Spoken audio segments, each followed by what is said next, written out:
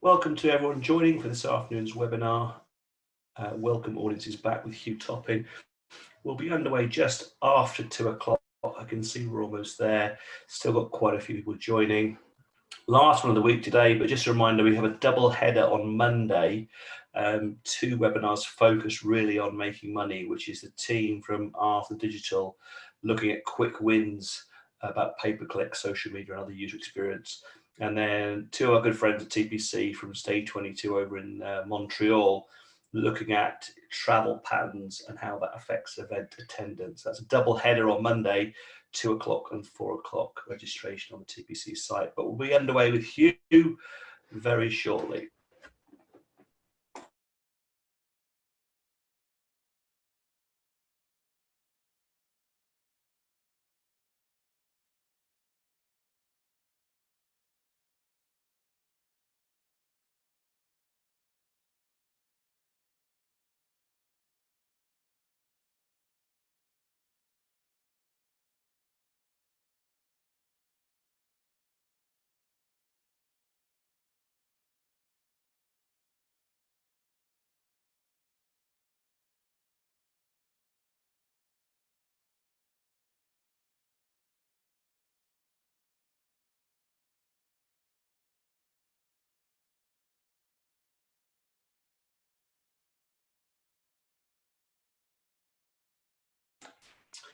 Okay, folks, it's just after 2 o'clock here in the UK, so we'll get underway. And a very good evening to those of you joining us from Australia, and a very good morning to those of you, Brian and the cohorts joining us from the East Coast of America. Last one of the week now, today, welcome audiences back with Hugh Topping. That's Hugh at the bottom there of the picture. It's me on the top, Andrew Thomas from Ticketing Professionals Conference. We put 45 minutes-ish today. We're trying to have a nice short and light one today. It is the end of the week. So Hugh's going to do a presentation for about 15 to 20 minutes. We'll have a bit of discussion maybe, and then Q&A. If you haven't seen Q&A before on a Zoom webinar, top or bottom of the screen, you'll find a Q&A box or button. Hit that, and by hitting that, you can ask your questions, and also you can upvote and thumbs up, comment on other people's questions as well. So if you see a question that you like, give it a thumbs up and it'll go to the top of the pile. Without further ado, I'm going to hand over to someone I really wanted to hear at TPC until we postponed earlier this year. Always got some great ideas, Mr. Hugh Topping. Hugh, over to you. Thank you very much, Andrew. Right, let me just share my screen.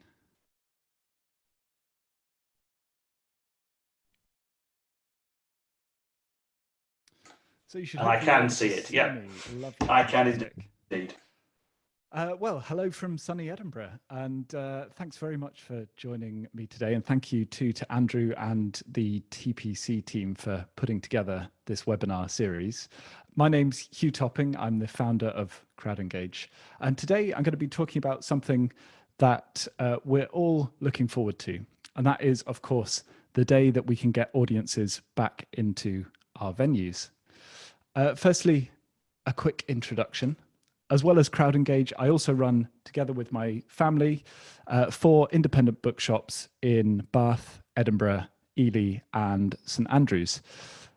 Everyone in ticketing has the weird and wonderful story of the roundabout and slightly unexpected way that they ended up in the industry. And mine is that I was looking for a ticketing system to manage sales for our author events program at the bookshops. I came across Spectrix, and I ended up actually not getting a ticketing system, but I did join them for an internship instead.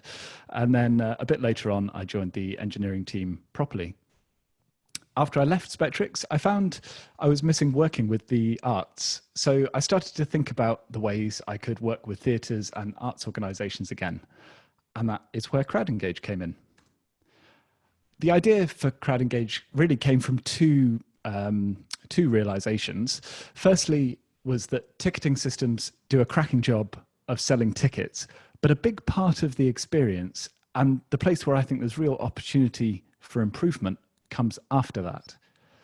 And secondly, something that we've learned from running independent bookshops at a time of huge online competition is that you have to look at the experience that you offer as one of your competitive advantages. And I think that applies to live performance too. Crowd Engage helps theatres and other live performance venues create a brilliant experience for their audiences. We provide a system that sends customers handy text reminders, and those messages link to mobile tickets, which are designed to get rid of queues at entry and at the box office. And then we also include really flexible ordering options to eliminate those pinch points and queues at bars and concessions. We work with organisations in the UK and in the US, and here are some of them. So at the moment, every performance space across the globe is looking at how they're going to be able to reopen. You've probably already seen this picture of the Berliner Ensemble, which I think is a mixture of inspiring or depressing, depending on how you look at it. But that first visit back, the first time someone goes out to see a show, is going to be critical. Either they're going to feel comfortable and well looked after, and they'll feel that necessary measures have been taken, and they'll have a good night out, or they'll go home and decide it was too soon to have come out, and then who knows when they'll be ready to come back. So the stakes are quite high, but we knew that already. But it's not just about the practical safety considerations. We're asking these people to spend money on what is an experience.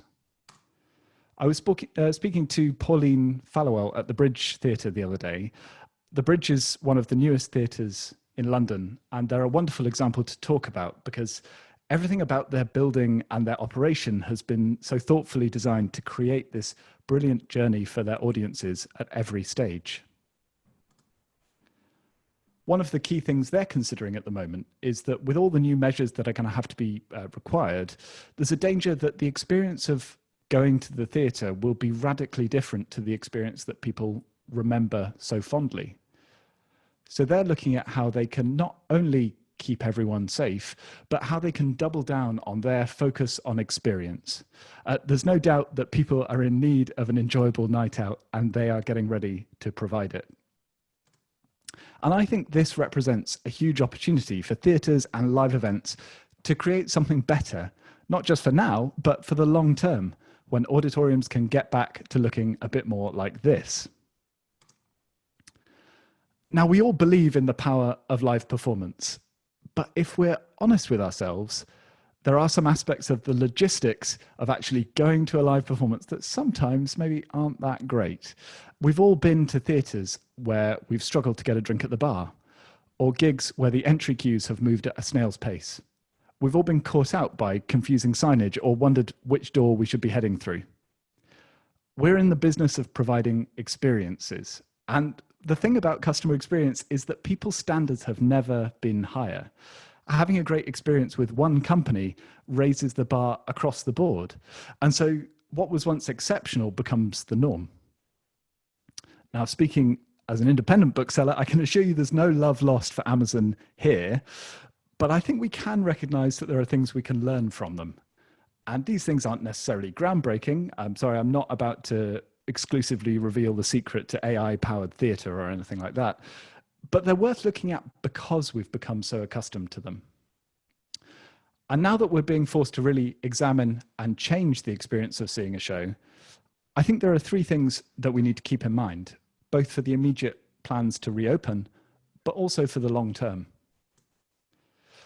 Firstly, we've got to stop assuming people have knowledge of the way theatre or live events work. And here's what I mean. This is the Netflix homepage. And we could talk about how focused this landing page is. And it's great. It's got a great call to action and everything like that. But if we scroll down, there's something I think that's more relevant. These are the FAQs. And first of all, they're on the homepage. Pride of place. Now, I'm pretty sure if I did a straw poll now, there's nobody on this webinar who would be in the dark about what Netflix is. But there it is. It's the first frequently asked question. And with the amount of testing and measurement they do, you can bet that if it's occupying some space on their homepage, it's there for a reason. Now, the point of this is not that you should immediately go to your website and add a "what is a theatre" FAQ to your homepage. But I guarantee there will be things about your venue or your processes that are confusing to outsiders, to your audience, even though they seem blindingly obvious to people in the know. One example of this I often find is interval drinks pre-orders. Now, this isn't the case everywhere, but have a look at your bar and ask yourself, if I didn't know that interval drinks pre-orders were a thing you could usually do in a theatre, would I ever find out? Often the answer is no, but maybe there is a sign that says, pre-order your interval drinks here. Well, how does that process actually work? How does the customer know what to expect if they haven't done it before? In most venues, if you look at the demographics of the people who do pre-order interval drinks, it's the experienced theatre goers. And yes, that is a big chunk of your audience. But there's another chunk of your audience who aren't taking you up on that offer and who are waiting to queue up at the bar at the interval, which is a bit mad, really, because they're missing out on a better way of doing things just because they don't have that pre-existing knowledge. Looking at your venue and the experience you provide with a fresh pair of eyes will help you find your own "what is Netflix" equivalent questions. Think about the pointers you'd pass on if you had the opportunity to whisper in the ear of your mum, aunt, grandfather, friend, pick a relative of your choice, as they came into your venue for the first time post-lockdown. What questions would they have, and what tips would you give them? Nobody knows your venue, your building, your organization better than you do, so you're uniquely placed to do this. And this is something that is especially relevant at the moment. Even the most frequent attendees are out of the habit now. And actually, no one really knows what to expect when they come back to a live performance venue for the first time. Number 2, communicating at the right time is so crucial. People don't need or want all the information all at once. And in fact, it's actively harmful, both to the amount people actually register and take on board, but also to your conversion rate. The key to providing a good, seamless experience is fairly straightforward. Tell them something's going to happen. Make the thing happen. Communicating at the right time means that you can keep people in the loop. It makes them feel that they're being guided through the process, and it makes them trust that everything is in hand. That means they can relax, and the whole thing becomes much more enjoyable. Here's an example. It's not from Amazon or any other tech giant, but it's something that we've become used to thanks to online shopping, so I'm going to include it anyway. This is one of the most effective things, and actually also one of the easiest things I've added over the last few weeks of posting out books to readers from our bookshops. It's a shipping confirmation email. This one email that tells readers their books are on the way is probably the thing that has saved us the most time in our hasty conversion from physical bookshops to online ones. Now, our website already has the information about shipping times, but I added this email because we were getting lots of queries about when people should expect their orders to arrive. It certainly stopped those queries coming in, but the thing that was slightly unexpected was just how happy it made people. It doesn't mean that they get their books any faster, but it gives them the right information at the right time, and it assures them that everything is going to plan. And although it's just an automatic email, it generates a flurry of delighted responses every day. Here's another example, which I think is so thoughtful from the world of theatre this time. This is the pre-show text message at the Bridge Theatre, where along with the mobile tickets, they include their Wi-Fi password. And it's exactly that kind of attention to detail that people really appreciate. If you were to put that information on the website, it would just contribute to that kind of information overload. And anyway, people wouldn't be able to find it or get to it at the time and at the place that they need it. But if you tell them just before they need it and in the place they need it, then it becomes really helpful. Tell people what they need to know just before they need to know it, or maybe just before they realize they need to know it. Now, this is an art, but it's something you'll have experienced before. Think about the last time, I appreciate this feels like a long time ago now, but think about the last time that you got a train or a flight. it's not about bombarding people constantly, but combined with that first point of not assuming people necessarily know the ropes, you'll find you have a much more engaging and effective funnel, not only for increasing conversion, but for creating a more enjoyable visit. And here's the last one. And actually, I think this one is the most important. Reduce friction. What do we actually mean by that? Well, here's an example. If you have a Netflix account, when was the last time you actually saw this screen? And it's probably not for a while. And you're kept logged in for a reason. And if there's one thing these tech giants are good at, it is reducing friction. Amazon does the same thing, even though that involves spending money. If you're logged in on a device that you've used before, you often don't have to confirm who you are, even when you're placing an order. Now, an in-person performance is always going to present more friction than just loading up Netflix. You have to leave the house, for one thing. But the rewards are so much greater. We all know that it's worth it. But we are competing with the likes of Netflix and Amazon for people's time and attention. So we've got to be relentless about removing friction where we can. So what does friction look like in theatres and performing venues? There are obviously things we can improve about our online purchase pathways, but I want to concentrate on the actual experience at a physical venue. The most common sign of friction, and probably the most obvious one, is a queue. And we're all familiar with the different places within a venue that queues tend to crop up. But just think, what would happen to Amazon's revenues if every time you tried to make that impulse purchase of something you didn't really need, you had to sit through a 5-minute countdown in the middle of their checkout flow? And of course, queuing is not only a commercial problem at the moment. Audiences, I think, are going to be pretty wary of queues, and that might be for quite some time to come.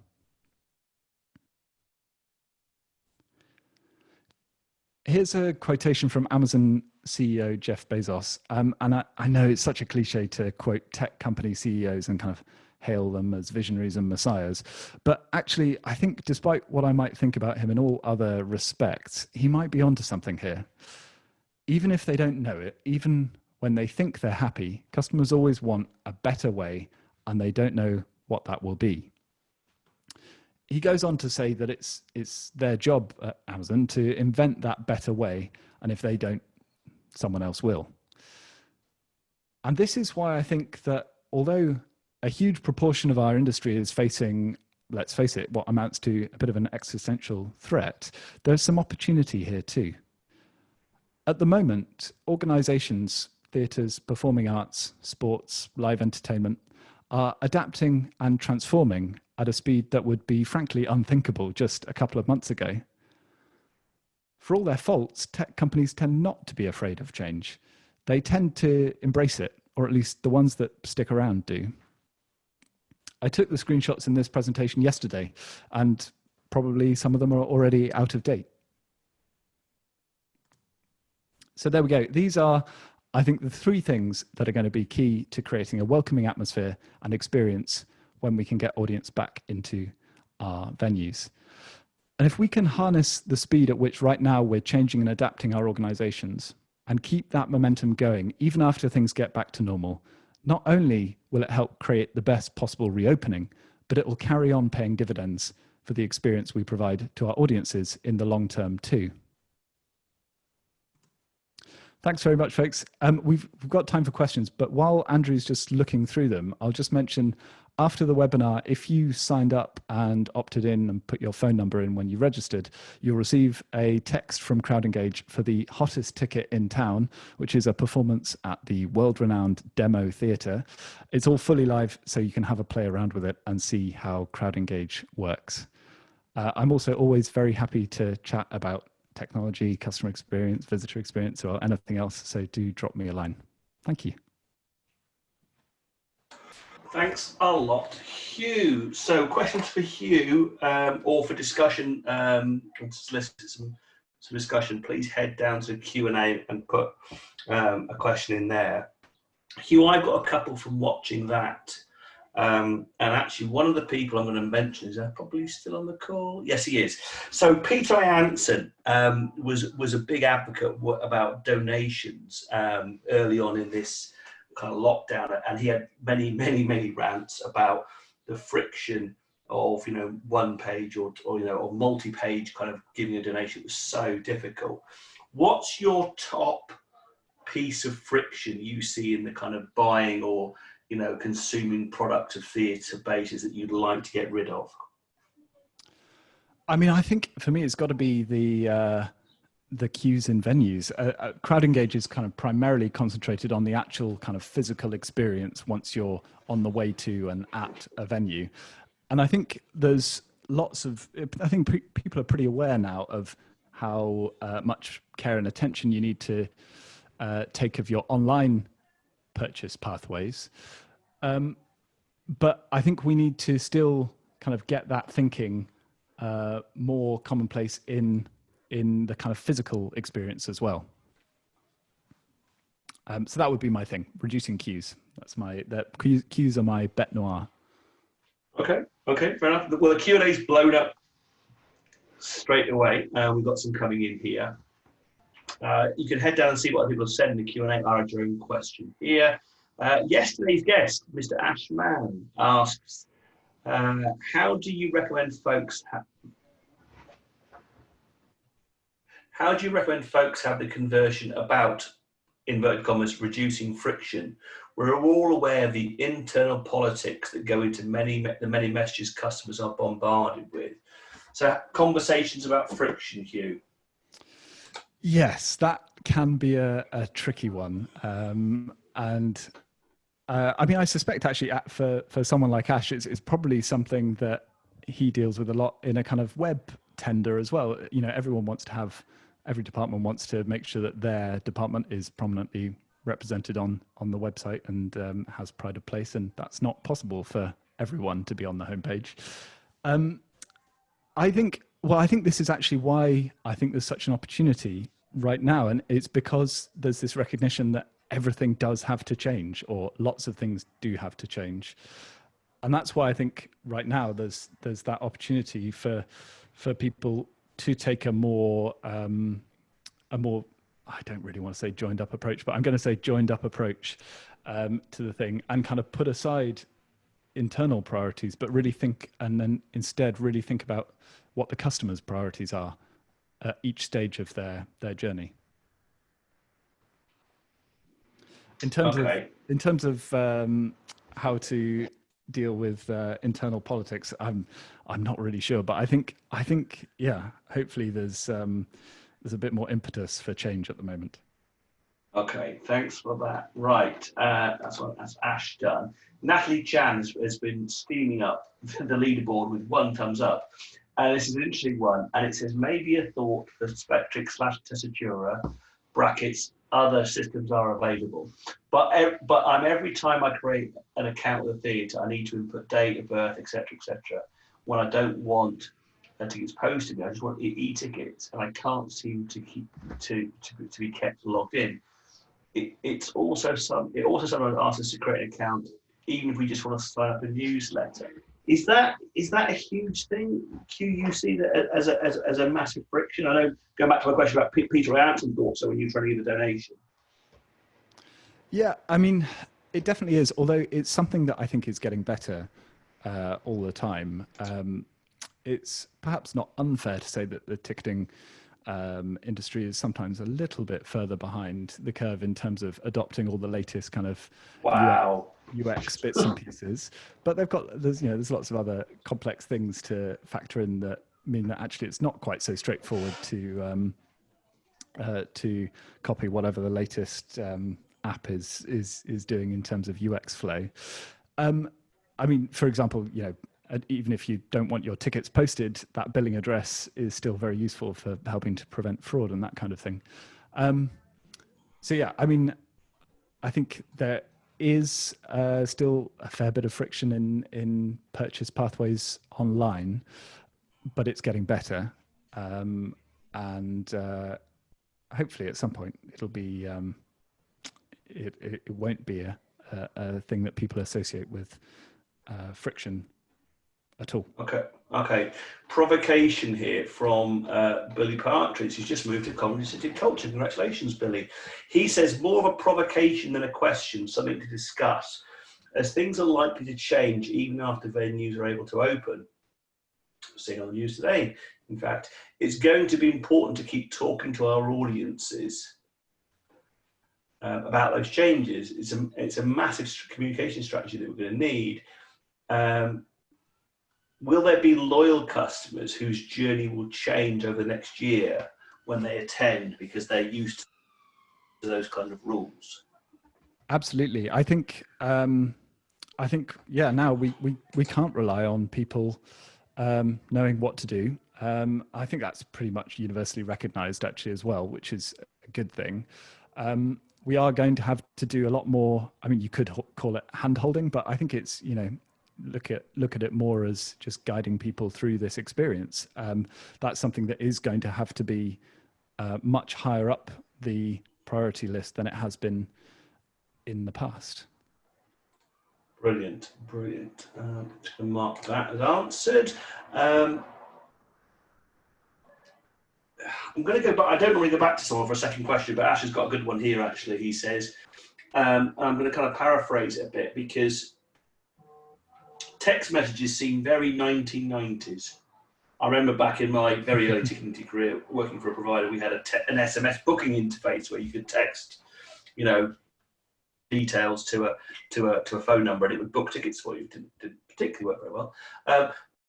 But he asks about engagement rates because text to me seem very one way kind of piece of information. I get mine about Amazon delivery or something else. Have you got anything to back up that text is a good engagement? Yeah, absolutely. Conversion rates, that kind of thing too. Yeah, definitely. I mean, I'm a keen proponent of text messages. I mean, as I would be, obviously, but it's purely because everyone already has the text message app on their phone. So in a way, it's the app with the biggest amount of usage across all of your user base. There's so low friction because there's nothing for them to install. In terms of levels of engagement, we routinely see click-through rates to get to the mobile tickets in excess of 60% and often even higher. There's a few venues who are on sort of 80 and 90% click-through rate very regularly. So it's because it's coming through at the right time, and because there's nothing for them to install, they just have to click the link and there it is. It kind of lends itself very well to this use case, I think. And I guess with that kind of, especially, when we are welcoming audiences back, and then we've got to, the big question is getting people through foyers quickly. And I guess that you don't want people searching their email for, did you book the tickets? Did I book the tickets? And I guess obviously a text message is there. Oh, interesting. Well, that's great. It'd be good to see some figures on that actually, but it's interesting it has such a high rate. Right, top of the pile, Mr. James Bagley, another former presenter on this. He says, thanks for this, Hugh.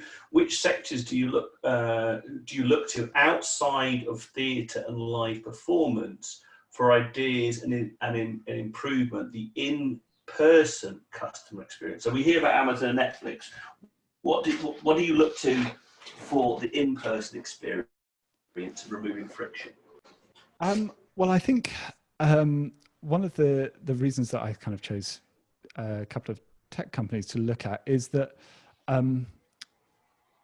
for them, reducing friction is kind of a matter of survival. They've usually got a finite amount of cash, and they've got to get through it, or they've got to get enough customers before they burn through it all. So I think actually with all the various kind of startups that pop up at left, right, and center, you start to see some really interesting onboarding flows and that kind of thing. Just because that is their top priority. So it's worth looking at various, all the latest and greatest apps like, I don't know, House Party or whatever. I sound incredibly out of touch now. But it's worth looking, I think, at what the hot new startups are doing, but also those things that have always been great. You know, the local restaurant that where the proprietor knows who you are and welcomes you each time, and you feel at home. I think there's no real there's no limit to where you can get ideas for improving the customer experience from. Okay, so I'm going to play devil's advocate now, because one of the things we did with this webinar series is Zoom can send you, as most people on here have got, you know, that notification an hour before your webinar, but you also get one a day before your webinar. So I actually get, during these webinars, just happened now, or it happened yesterday for today's webinar, a reminder. So if I'm going to the theatre or out twice, 3 times a week, you know, please let that happen again. And I've also got my train tickets to pick up from the train line, and I've got my Pizza Express delivery or reservation, and I've got my Amazon packages. Is there not a risk that text will become like email on my phone when I just turn off notifications? You know, is there a risk that successive text could actually be its undoing? Well, I think it's lasted this long without becoming, you know, an annoyance, which frankly email has in a lot of ways. But I think also it's different in different countries, but there isn't really that much of a, I mean, you maybe get the occasional spam text, but there isn't much of a of use for using text for marketing in the UK, and I think that's a really good thing. It might be that text is not always going to be the best way and most immediate way of reaching customers, but I think for things that are kind of real time, immediate, about to happen, it's by far the best way of reaching people. And what do you think the scope is for making it into because at the moment it's a one-way broadcast. So you're going to text me now and say the performance starts at 8 and you know, here's your tickets. I can't, and I'd like to be able to text back and say, do I need my credit card to pick up my tickets? Do I do this? Where do we take the service beyond you or the theatre telling me something and to make it into a truly two-way conversation?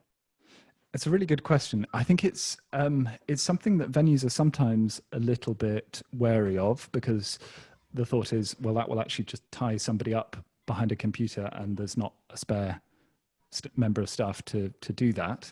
I mean, technically it's possible. CrowdEngage at the moment doesn't support it just because there hasn't really been so much demand. But what we do support is a live chat integration on the mobile tickets page. And this is a really, I think this is one of my favorite little features, because if you're sitting there in the venue and someone opens up a live chat with you, because CrowdEngage already knows who they are, and it knows their booking number and where they're sitting and when they booked and what show they're seeing, you get all that information in context. So you don't have to have that back and forth of what's your order number, and then they're going to have to look it up, and what's your surname, all that kind of thing. That is all done for you. So you can get all that boring stuff out the way and just get to helping them with whatever their query is. And I think the other really interesting thing about that kind of two-way communication is, because it's such a low friction way of the customer getting in touch, it's much easier than picking up the phone and finding the phone number and all that kind of thing. You get a different kind of query. You get queries that maybe could have been answered with a bit of research on behalf of the customer, but actually that shows you something. That shows you something that wasn't clear, and you also get the kind of queries where maybe they would have just gone without the answer and just done without it. But you then getting that data on the queries that you're getting in this kind of very frictionless way then helps you improve your messaging as you carry on. Brilliant. I'm going to skip through these. There's some comments about people who using stuff like this with CrowdEngage. They love it. Comment from Hannah saying that Aldi have put in an interesting traffic light system to get into the store. Is this a way forward for toilets, etc.? You know, where we're going to have these pinch points. That's an interesting point. Thank you, Hannah, for that. And then I was scrolling down here. One caught my eye from Leon. Hello, Leon. He says, have you had any kickback? Well, I think that means friction from venues encouraging the use of mobile phones in the auditorium when everyone is told to switch their phones off. I mean, it does seem quite, you know, if I've got my phone on when I'm going in, am I going to forget to turn it off when I sit in my seat? Has there been any pushback on kind of increased use of mobile? I certainly, that's not something I've come across. I think if anything, could be the reverse. You know, if you've got your phone in hand when you go into the auditorium in order to have your ticket scanned, you're more likely to remember you've got it. It's not going to be buried at the bottom of your bag. You've got it there, and then everyone knows they need to turn it off. But you could add some messaging about that to the mobile tickets, I suppose, and just the act of having it in your hand probably makes it more likely to happen. Okay. Kind of question and comment from Heath and a follow-up here, which Heath saying, is it fair for us to criticise, you know, live performance, you know, when you look at streaming services and they have a different set of challenges to the fact that we have? And Kenny says he agrees with that, but also ticket systems can occasionally seem like the barrier to booking, you know, dated checkout flow and click heavy. And going back to my point that kind of Peter Aronson has been championing, and a few of the web companies like Made and Substract and Supercool have added these one-page checkout, you know, widgets. We have got different problems, though, haven't we? To Netflix. I mean, Netflix is put your card in and then you're streaming. They haven't got to do anything to you know, put staff on, scan tickets, do anything else. I absolutely agree. But that, I think, is why it's all the more important to focus on eliminating the bits of friction that you can, because there are bits that we can, and I think we shouldn't aim to be entirely like Netflix, but that doesn't mean that we can't learn from them. And yeah, of course, there are unique challenges for live events, and that's why I think we need to embrace those areas in which we can remove the friction. So being focused on where we can make a difference rather than, I mean, you know, ultimately it's a pain buying a ticket because you've got to do some kind of login, you've got to do some kind of choice. You know, there's a limit to the friction you can remove. Absolutely, which makes it all the more important to remove the friction that you can remove. Quick answer. Most interesting theatre you worked with? Oh, that's unfair. That's like asking you to choose between your children. And some of them are listening. So think about that when we move on. But anyway, thanks, Heath, for that question about comparing us with Netflix, even though that was in the title of the event. Lisa, top of the pile. I'm not sure if it's your area, Hugh. Any suggestions for resources on post-COVID communications plan or templates you've come across? We've still got over 100 people on here. So if anyone's got any ideas for Lisa, head into the Q&A and you can comment in there, even if it is giving your email address or a website or where you've seen some interesting stuff. So we'll put that call out for you, Lisa. Someone asked about car parking. Billy saying yes, car parking. Very much so that we could use for this pre-show car parking. And then finally, so the one we've got here, Anonymous asked, can you give examples of what friction might look like for audiences? Is it making all aspects of the experience as easy as possible, or is it just about the online? Friction, I think, is it's whatever gets in the way or slows you down between where you are now and where you want to be, or what you want to have accomplished. So if I want a drink before the show, then the thing that's standing between me and the drink is 10 other people, and that, in that case, that's the friction. And there's parts of friction in the booking process, which I think people are doing a really good job of reducing, and there's all kinds of new one-page checkouts and everything else that are now out there.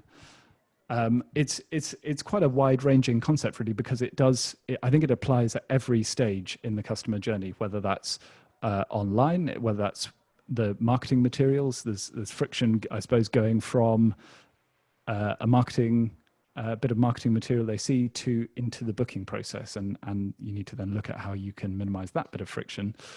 and then the friction of the booking process itself, and then the bit that CrowdEngage is most concerned with is making life easier and making the customer journey in the actual performance bit itself as smooth as possible. Interesting. I mean, I remember that, I took my son, this is about 18 years ago, 2002, I was working for Ticketmaster at the time, and I took him to Thomas the Tank Engine, queued up, got to the front of the queue, train was sold out, plus you couldn't pay by credit card, so I had to leave the queue, go back, find money, come back with cash, missed another train, got a 3-year-old kind of crying and, hot on a bottle of day. And I wrote a very frank letter to the people who run Thomas the Tank Engine saying that this was awful.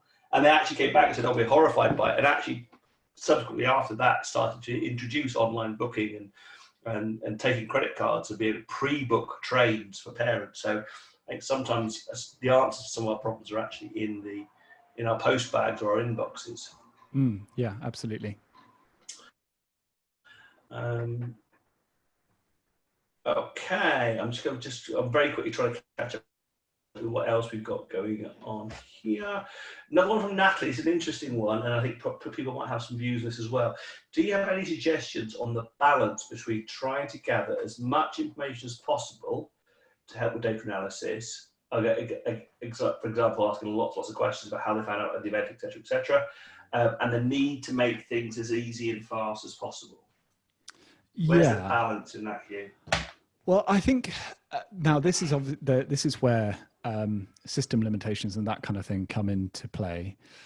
I think that's also where the whole issue of timing comes in, because you don't necessarily need all of that information before they've actually bought their ticket. Now, this is something that possibly is not possible at the moment with all systems, or maybe there are some that it is possible with. But I mean, you could let them buy the ticket without any information at all, and it's only after they've bought the ticket that they put in their name and everything else. So I think it's not just about saying, oh, well, we can't now ask for any information because we want to keep it all as streamlined as possible, but thinking about when we ask for that information. And it could be, but there's a later point in either the purchase pathway or the kind of entire customer journey that we can collect that data.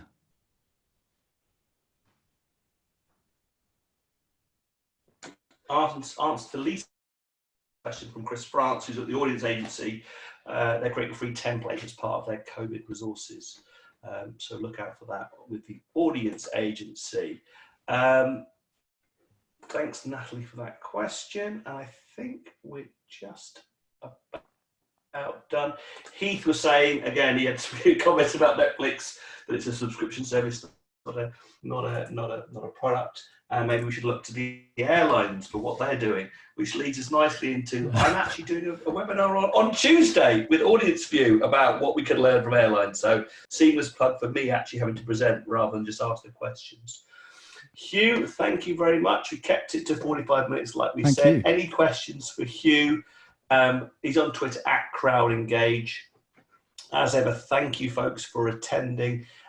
Double header Monday, remember, looking at pay-per-click and all those kind of social media and advertising things with Arthur Digital at 2 o'clock, and then 4 o'clock, the guys from Stay 22, really looking at some of the data they've been amassing. 18 million users on their travel plan search as well, so that's going to be some interesting stuff. I'm catching up with those in about an hour's time to do their tech run through, so I'm looking forward to that.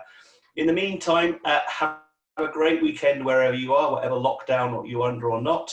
And we hope to see you again soon. Hugh, thanks once again. Really good to have you on. Thank you very much, Andrew. And thanks everyone for coming along.